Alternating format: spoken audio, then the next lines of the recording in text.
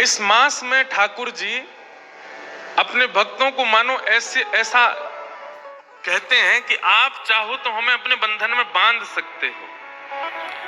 व्रत करो, नियम करो, प्रातः काल उठ करके ब्रह्मचर्य का पालन करो, मंगला आरती करो, स्नान आदि करके पाठ पूजा नियम करो, अपने आप को श्रेष्ठ बना करके अगर आप अपने प्रेम पाश में हमें बांधना चाहते हो तो साल भर में कार्तिक मास ऐसा मास है जिसमें आप ठाकुर जी को अपने प्रेम पाश में बांध सकते हो।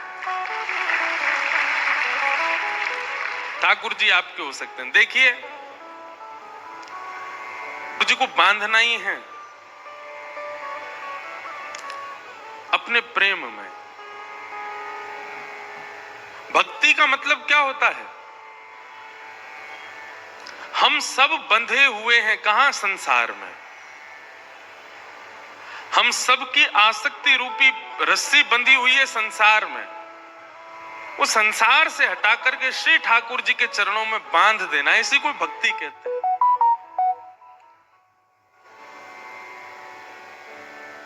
लेकिन संसार से जब हमारी आसक्ति रूपी रस्सी बंधी होती है तो हम बंधन में होते हैं, संसार तो मुक्त ही है।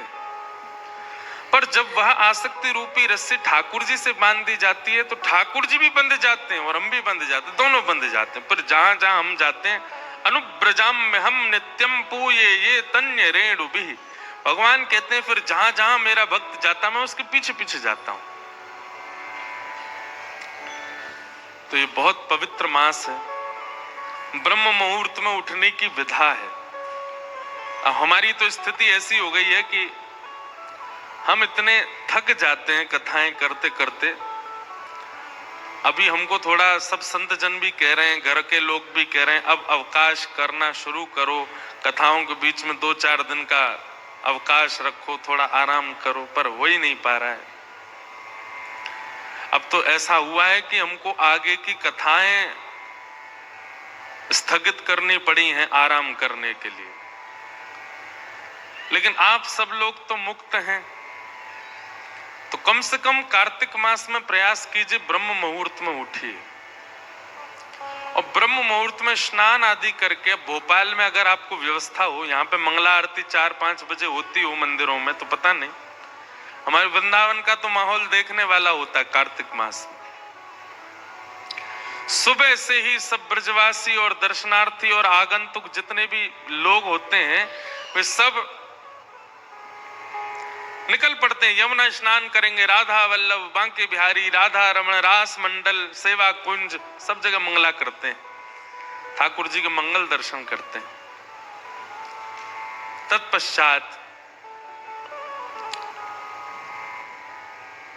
दामोदराष्टकम का पाठ करते हैं, सुंदर सुंदर भावों का पाठ करते हैं, तुलसी जी की विशेष आराधना करते हैं, तुलसी के सूखे लकड़ों से ठाकुर जी की आरती करते हैं। हमारे एक पंडित जी बता रहे थे कि कोई संत कथा में कह रहे थे कि एक बार कोई चूहिया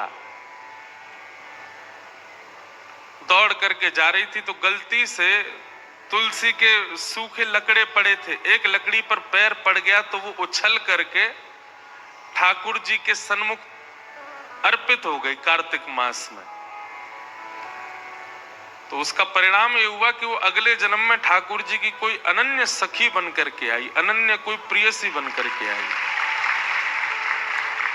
तो हम सब चुईया तो नहीं है, हम सब तो मानव हैं।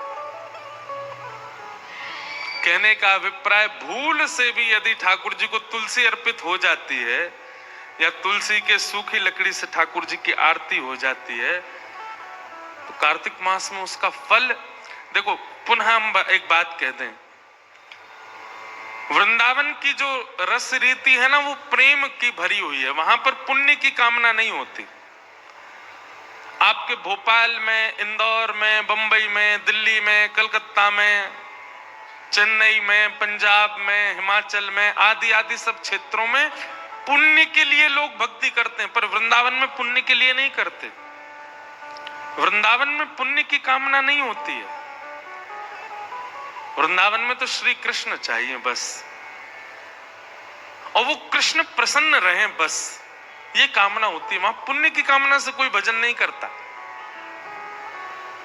वृंदावन रस रीति अगर भाव आएगा तो कहूंगा इस कथा में। कार्तिक मास का आप सब लोग पालन करो। श्रीमद् भागवत जी का महात्म्य हमने कल सुना। अब प्रथम स्कंद से कथा का प्रारंभ करते